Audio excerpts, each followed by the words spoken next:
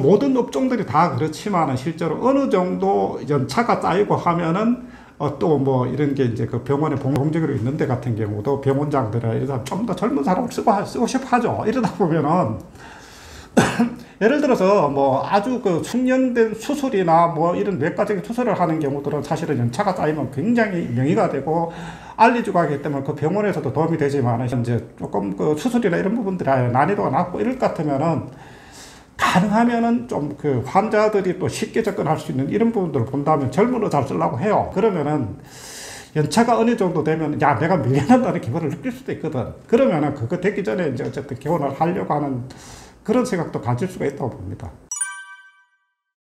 앞서도 이야기했지만 이제 타깃 환자라고 하는 측면들이 보면 가장 어쨌든 생각을 하는 부분들이 뭐냐면 인구에 대한 부분들이에요. 그러면 인구라고 하는 것은 사실 단순하게 숫자만 많은 게 아니라 그 질환에 대해서 그 타깃 연령층이 있다는 거죠. 그러면은 연령층이 있는 거는 인구의 어쨌든 구조 자체가 바뀌기 때문에 예를 들어서 과거에 이제 소아청소년과 같은 경우나 뭐 이비인후과, 뭐 내과, 내과도 외래를 많이 보고 하는 경우들은 동네에서 그냥 개원을 해도 그냥 뭐 하는데 별 문제가 없었는데 인구가 실제로 이제 구조가 이제 출생률이 낮아지고 계속 바뀌고 이러다 보니까 동네에서만 해가지고 안 된다는 거야. 그러면 아까 말씀드렸다시피 몇 개 동이 이제 접근할 수 있는 거점형 상권들이나 아니면 뭐 예를 들어서 서울 같으면 각 구의 그 구 주민들이 전체가 접근할 수 있는 그런 상권으로 가는 거점형들.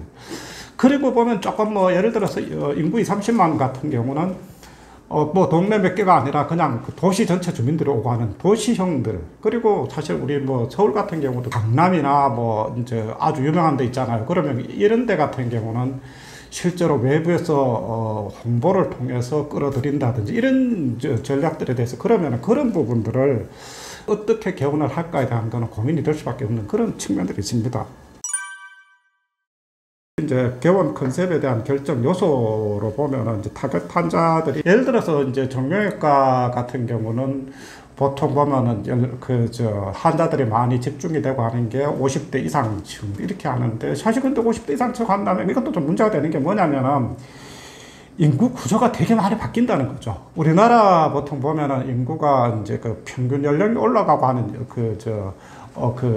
나이대가 보면은 우리나라 평균 연령대가 한 45세 정도 됩니다. 3년 전에 한 39세 정도 돼요. 그러니까 5, 6세가 올라간다는 거죠. 그러면은 앞으로 또 10년 뒤가 되면은 10년 뒤가 아니라 앞으로 제가 봤을 때는 5년 뒤가 되면은 실제 우리나라 인구에서 가장 많은 비중을 차지하는 게 60대가 됩니다. 이제 그 나이층에 맞춰가지고 개원을 하긴 살짝 무리가 있다는 거죠. 그리고 이제 보면은 또 같은 과목이라도 내가 어떻게 보면은 이제 뭐 비급여 환자를 많이 유입을 할 거냐 아니면 급여 환자에 대한 거로 이제 할 거냐는 실제로 그러면은 이제 어쨌든 소득층들이나 거기에 많은 그 질환에 대한 부분 이런 부분들도 연결되는 측면들이 있습니다. 그래서 급여나 비급여에 대한 부분들 이런 부분들에 대한 명확한 컨셉들 그리고 두 번째가 이제 진료에 대한 부분들인데 이거는 이제 결국은 내가 보통 보면 이런 게 많잖아요.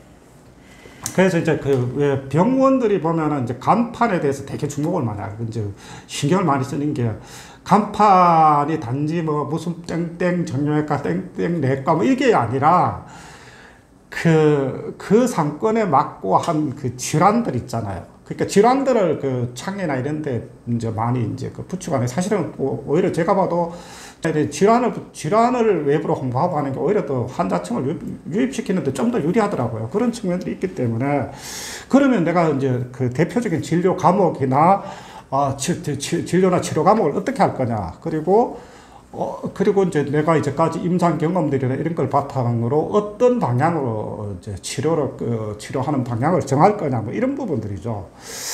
그러나 이제 이게 좀 컨셉을 사실 결정하는데 가장 어려운 부분들이 아까 제가 말씀드렸지만 의사들은 그러니까 뭐 아무리 이제 뭐 지방의대를 나왔든 간에 저는 이제 그렇게 봅니다. 이 보면은 지방의대를 나왔더라도 정말 똑똑하신 분들이라는 거죠. 그래서 보면은 실제로 이제 뭐 지방의대 나와서 서울에서 개원하시는 분들 보면은 실제로 굉장히 잘해요. 그만큼 명석한 두뇌는 뭐 지방의대가 덜하고 서울의대가 낫고 이건 아니라는 거죠. 의사들이 다 똑똑하다는 거야.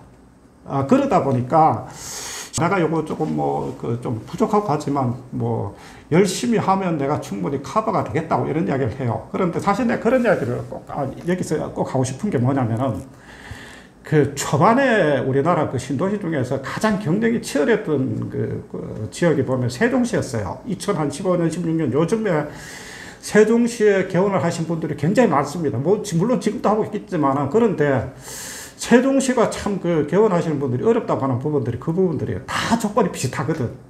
그러니까 예를 들어서 생각해 거기서 개원하신 분들은 대부분 전문의 가지고 그리고 40대 전후에 진입을 하고 이제 투자비는 뭐 아주 뭐 이제 집안에서 그 지원해주지 않으면 다 비슷하다는 거죠. 그러면은 조건이 다 같으면은 이게 무한 경쟁인 거예요. 그래서 힘들다는 거죠.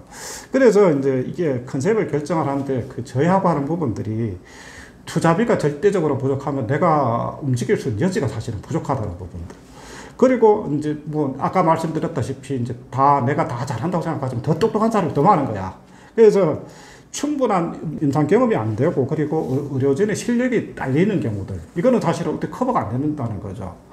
그리고 이제 세 번째는 인력 배치가 스태프들이 잘 움직이지 않는다는 거예요. 스태프들이 그리고 지금 특히 개원하시는 그 원장님들 보면은 가장 어려운 게 간호조무사나 스텝을 구하는 게 참 어렵다고 이야기를 해요. 그럼 뭐 지금 사실은 자영업이나 이 부분들도 뭐 심지어 뭐 식당 같은 경우도 뭐 기분 나쁘면은 뭐 점심때 뭐 설거지 하다가도 앞치마 벗어놓고 집에 가버린다. 이것도 이제 뭐 병원 같은 경우도 사실 다르지 않아서 간호조무사들 같은 경우나 스태프들도 보면은 아무리 이제 손발 맞추고 하더라도 어느 순간에 그만둬버리면 또 다시 사람을 구해야 되고 손발 맞추기가 참 어렵다는 그런 부분들, 이런 부분들이 사실 가장 어렵다고 이야기를 합니다.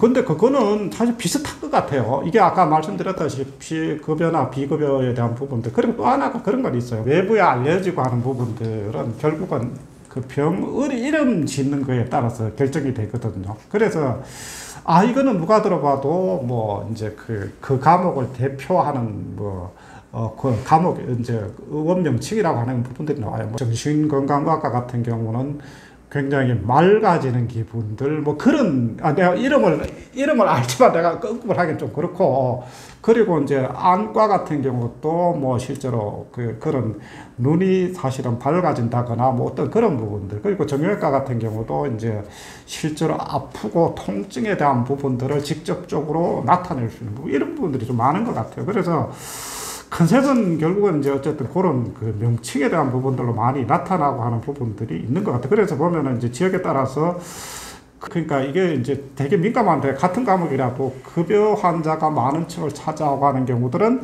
사실은 되게 조금 노멀한 이름을 많이 써요. 그리고 이제 좀 비급여 쪽으로 간다 그러면 특혜를 좀 입고 하는 그런 이름을 좀 많이 쓰는 그런 좀 추세인 것 같습니다.